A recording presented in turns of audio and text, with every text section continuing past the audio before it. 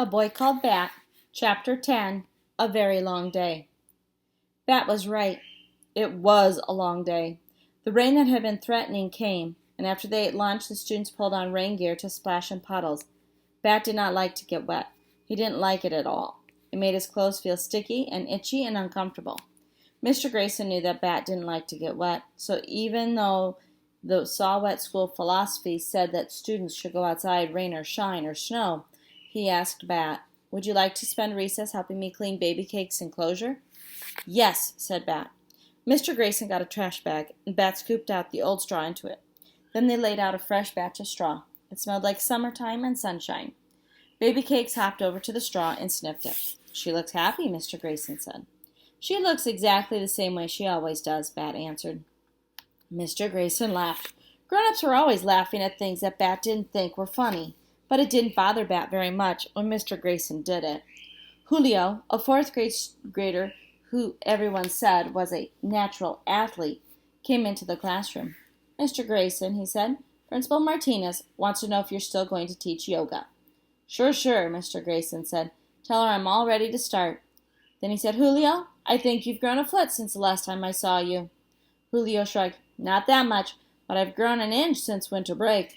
"I'm not surprised," Mr. Grayson said. "That was 3 months ago." Bat thought about time as he followed Mr. Grayson to the yoga room, and he sat on his mat in the butterfly pose. 3 months, he guessed. Could be a little bit of time or a really long time, depending on who you were. For instance, a monarch butterfly born in the summer lives only about 6 weeks, so 4 months would feel like forever. But a monarch butterfly born in the winter might live for 8 months, so 4 months would be just half its life.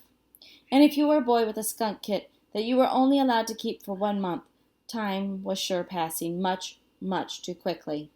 Bat considered telling Mr. Grayson about the life cycle of the monarch butterfly, but the teacher was busy unlacing his orange high tops and getting ready to lead the group in yoga. He decided he would talk about monarch butterflies with Mr. Grayson later. But the right later never happened. After yoga, they went back to the room for reading circle. After reading circle, they worked on their volcano projects, which Bat had not been looking forward to. Groups of 4 kids had to work together to build a volcano. Mr. Grayson called it collaborative art. Bat did not like collaboration. He liked to do things himself. That way, if something didn't turn out the way he wanted it to, there was no one else to be mad at.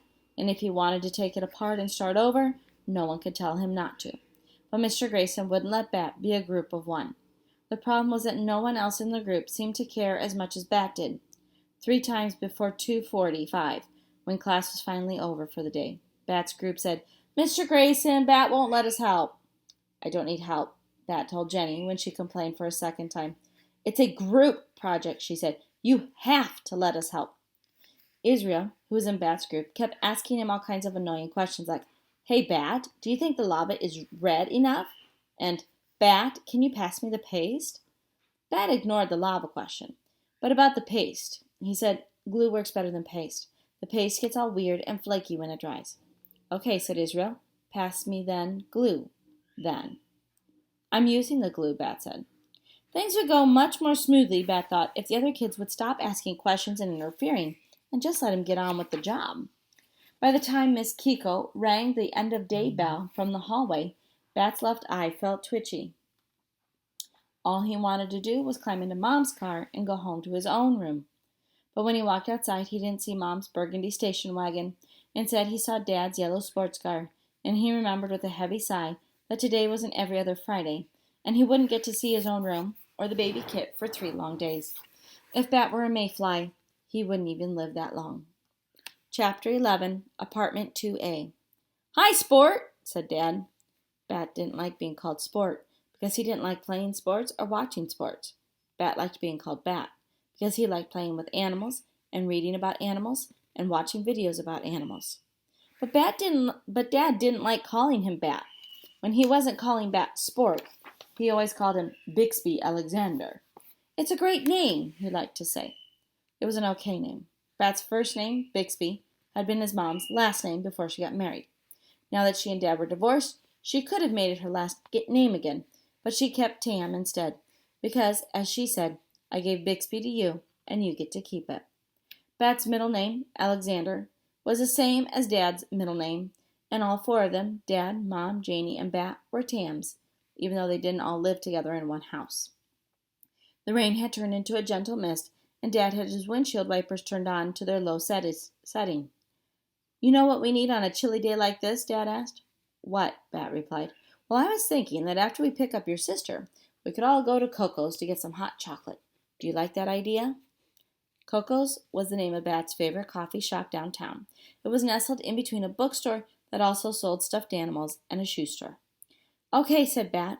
They drove under a little bridge and through downtown. Because of all the rain, fewer bicyclists crowded the streets, and it didn't take Bat's dad very long to get to Janie's school.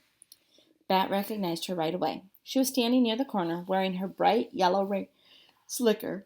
Bat admired the way she looked, like a shiny yellow sun. Hi, Dad, said Janie. She tossed her backpack into the seat next to Bat and then slid into the front seat, slamming the door. Hello, my girl. How was your day? Bat relaxed in the back seat as Janie told Dad about her day. He didn't listen to words of what she was saying, but he liked the way her voice went up and down like music. Dad's voice was nice, too. It was lower than Janie's, and it didn't go up and down very much. It was like a straight line. At Coco's, Bat spilled some of his hot chocolate on his shirt when he took the lid off to add cinnamon. Be careful, sport, said Dad, which is a dumb thing to say because the hot chocolate had already spilled, and be careful now wouldn't unspill it. Bat didn't enjoy the taste of his drink at all, because the only thing he could think about was the wet, uncomfortable stain on his shirt. Dad's apartment was in a complex that had a pool and a workout room. Kids under 13 weren't allowed to use the workout equipment, which Bat thought was unfair. He really wanted to try the treadmill. The apartment was on the second floor. There was an elevator, but Bat preferred to take the stairs. He liked them because there were 2 sets of 11 stairs, and 11 was his favorite number. One day he would be 11, which he felt like an exciting thing to be. At the top of the stairs, they turned right and walked around the corner. Then Dad unlocked the door to apartment 2A, and they all went inside. Home sweet home, said Dad. It didn't feel like home, and it didn't smell sweet. It smells like onions in here, Janie said, wrinkling her nose. That's because the slow cooker made dinner for us, Dad said. Chili! Bat didn't like chili. Dad knew he didn't like it. Bat didn't like mushy foods, except for oatmeal with brown sugar. I don't like chili, Bat said. Maybe you'll like it tonight. I tried a new recipe. Unless the new recipe was for a chili that didn't include any chili, Bat would not like it. Bat sighed and shrugged off his backpack. It was going to be a long weekend.